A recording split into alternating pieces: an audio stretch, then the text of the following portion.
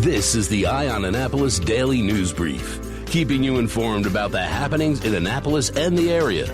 Local news, local sports, local events, local opinion, and of course, local weather.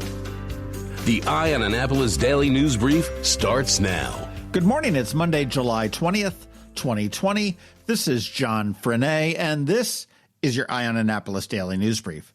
Last night at about 8:30, we got word that the Annapolis Police Department was at the first block of Clay Street in Annapolis for a reported stabbing.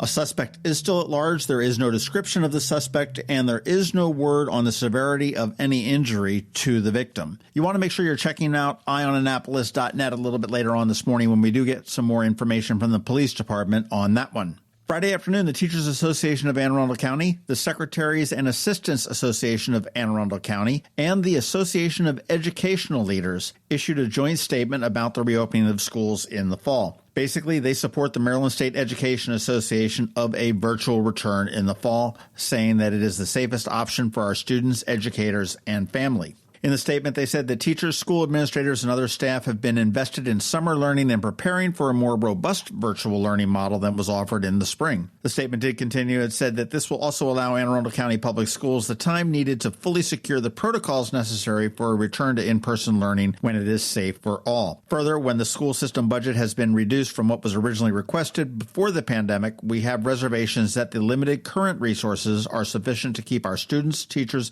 administrators, and other school-based employees safe and successful. In other school news, the Anne Arundel County Public Schools, as well as the Chesapeake Regional Association of Student Councils, or CRASC, is going to host their second forum called Let's Talk Justice, and this one is going to address LGBTQ plus youth. This gets underway at 6 p.m. on Monday, July 27th, so you do have a full week for that. The first one was back on June 16th, and it was a really fantastic event. I do encourage you to tune in. That first one was on the issues that people of color have within the school system. This does give the chance for students to share their lived experiences, identify concerns, strategize, and come up with creative solutions. It is student-run, and if you can do it, I would suggest giving it a watch. This will be aired live on AACPS TV, which is channel 96 on Comcast and Broadstripe and 36 on Verizon, or you can go to the Anne Arundel County Public Schools YouTube channel where it will be live streamed.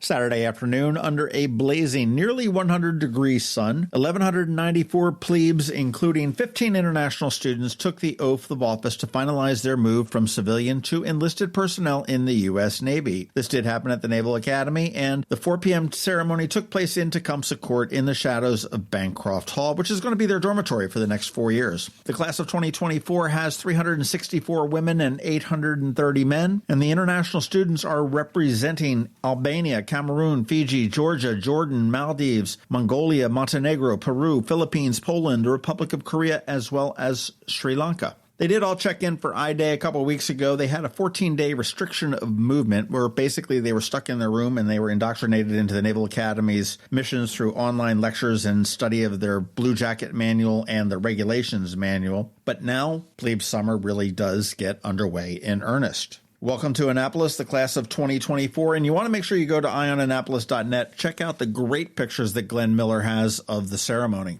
And it looks like the sweltering heat is not limited to Saturday or yesterday, but it's here with us all week. Today, the temperature will be close to 99 degrees again, and it is expected to feel like 110 to 115 degrees. The National Weather Service has issued an excessive heat watch, which goes into effect from noon until 8 p.m. today. I do expect that to turn into a warning, so you want to be prepared for text and robocalls there. The cooling centers in Anne Arundel County, as well as the city of Annapolis, are now open. And you want to hang tight and give a listen to George Young in a couple of minutes, because he'll be here with some more information on this heat wave that we're kind of stuck with, from what I gather, the rest of the week. All right, that does wrap it up for us today. Please make sure you're checking out eyeonannapolis.net for updates on that stabbing, as well as to check out the pictures from Glenn Miller and the U.S. Naval Academy's Oath of Office ceremony. If you are someplace you can leave us a rating or a review, please do that, and let your friends and family and colleagues know how to get a hold of us. It is Monday, so we do have Alsina standing by with your Money Monday report, and of course, as we have every day, George Young is here with your local Dmv weather forecast, and it's a hot one. All that coming up right after this quick message from Solar Energy Services. Hello, energy consumers. This is Rick Peters, president of Solar Energy Services. Have you been looking for ways to save money recently? Maybe you should consider solar energy for your home. Or are you waiting for the technology to get cheaper? If so, how long are you going to wait? Today's solar costs less than 20% of what it cost 10 years ago. But while solar prices have declined every year, so have the financial incentives. Bottom line, if you wait for cheaper solar, you're also waiting for lower incentives. Take my home, for example. My solar system was installed in 2010, and it's been paid off for almost 5 years, and I no longer have to buy any electricity for another 15 to 20 years. If I waited for cheaper solar, I'd still be paying an electric bill. At Solar Energy Services, we have thousands of satisfied customers who are sure glad they didn't wait. So what are you waiting for? Sunshine's a wasted. Call us today for a free solar design at 410-923-6090 or on the web at solarsaves.net. Sunshine, sunshine, nothing else can make me feel so fine. Going out? You need the most up-to-date local weather. Here's George Young from Dmv Weather in Annapolis with today's forecast. Hey everyone, this is George with Dmv Weather, and this is your Eye on Annapolis forecast for Monday, July 20th.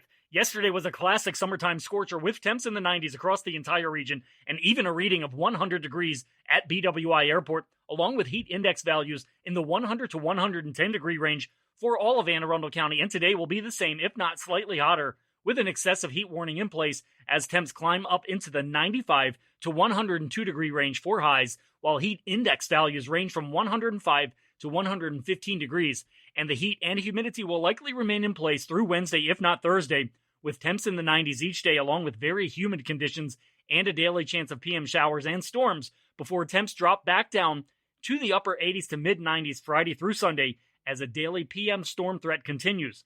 Okay, that's it for today. This is George Young of DMV Weather. Make it a great day out there. Stay healthy and be safe. And be sure to get our free app on all of your devices by searching DCMDVA Weather in the Apple or Google App Stores. And also follow us on Facebook and Twitter and use our website each day at dmvweather.com so you can always stay weather informed. It's the most important ring you'll ever have.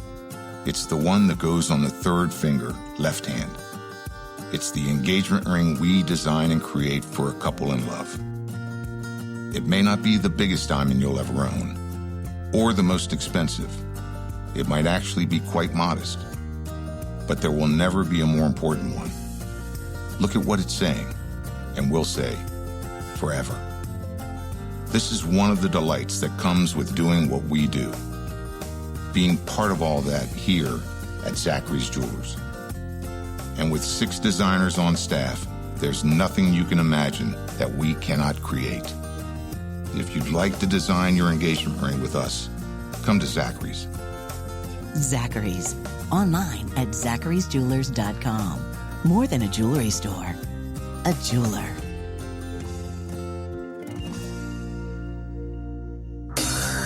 Your money, managing and investing it can be confusing and sometimes scary. Here to help you put your financial picture into focus is Ann Alsina from CovingtonAlsina with your Monday Money Report. This is Ann Alsina of CovingtonAlsina with your Monday Money Report. We had another volatile week in the markets, finishing slightly ahead for the week. Earnings season, when publicly traded companies report how much money they made or lost for the prior quarter, is just getting started and will impact the next couple of weeks. Last week was also the tax filing deadline for federal and state taxes. And some of you may be wondering what the heck you can do to lower that bill for next year. A few ideas include adjusting your withholdings, or the amount of money taken out of your paycheck and sent on to the government. The IRS did release a new form to help you calculate what that should be. It's called a W-4, and you can get one online or email us, and we'll send you one. Contributing to tax-advantaged accounts such as IRAs and 401ks is another tax-saving opportunity, as is contributing to a health savings account, or HSA, which is available if you have a high-deductible health plan. The unused money in an HSA carries over each year. Contributions are made pre-tax, and any money that comes out for medical expenses comes out tax-free. You can also donate to a nonprofit. If you itemize, that's a direct deduction from your income. And for 2020, the CARES Act does allow a deduction for up to $300 in donations, even if you don't itemize. Want to go bigger? If you're running around with Bill Gates or Jeff Bezos, you might want to set up a private foundation. Or for those of us with slightly more modest means, a donor-advised fund is a great alternative. A donor-advised fund allows you to establish an investment account that you contribute to when you have the money. You get a tax deduction in the year donations are made. Then you can direct the nonprofit that runs the donor-advised fund to send money to the nonprofit organization of your choice when you are ready to make gifts. Compared to running a private foundation with the financial reporting, administrative burden, board requirements, and so on, a donor-advised fund is easy and inexpensive. Some families use them to build a fund over time so that they can make larger, more impactful gifts later in life. They make annual gifts to increase the fund size. All the investment growth inside the fund is tax-free because it is already held by a nonprofit organization. Many donor-advised funds will allow you to gift property, art, and appreciated stocks, too. Giving appreciated stock, or stock that has a large capital gain, is a double win. You avoid the taxable gain and get a deduction for the full amount of the stock donated. If you want to establish a family legacy of philanthropy, you can contribute to funds regularly, showing your children how your family gives each year. Then you can come together to decide on spending a portion of the fund. Younger children can propose a cause that is meaningful to them individually or to your family.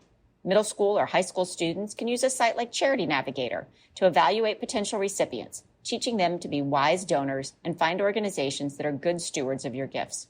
As your family grows, this can be a great thing to do when everyone comes back for the holidays. As your children mature, they can begin contributing to the fund as well, and their children can help pick the recipients. You can establish a donor-advised fund with your financial advisor, here with us at CovingtonAlsina, or through some community organizations like the Community Foundation of Arundel County. Whichever way you go, ask about the fees, investment choices, and any restrictions on recipient organizations. Have a question you want answered? Drop us a line at info@CovingtonAlsina.com or check out our Facebook page to learn more. Securities offered through LPL Financial, member FINRA SIPC. Investment advice offered through Great Valley Advisor Group, a registered investment advisor. Covington-Alsina and Great Valley Advisor Group are separate entities from LPL Financial. All performance references historical and is no guarantee of future results. All indices are unmanaged and may not be invested into directly. The information is not intended to be a substitute for specific individualized tax advice. We suggest that you discuss your specific tax issues with a qualified tax advisor. The opinions voiced in this show are for general information only and are not intended to provide specific advice or recommendations for any individual. To determine which strategies or investments may be appropriate for you, consult with your attorney, accountant, and financial advisor or tax advisor prior to investing. And if you don't have a financial advisor, come talk to us. This is Ann Alsina with CovingtonAlsina. You've been listening to the Eye on Annapolis Daily News Brief. Tell your friends and colleagues this is the podcast where you can keep up on the latest with what's going on in Annapolis. And also tell them about our website, eyeonannapolis.net, where you can find even more information. This podcast comes to you every Monday through Friday at 7 a.m., keeping you informed with the Eye on Annapolis Daily News Brief. And take a moment to listen to our other podcast, The Maryland Crabs, released every Thursday at noon.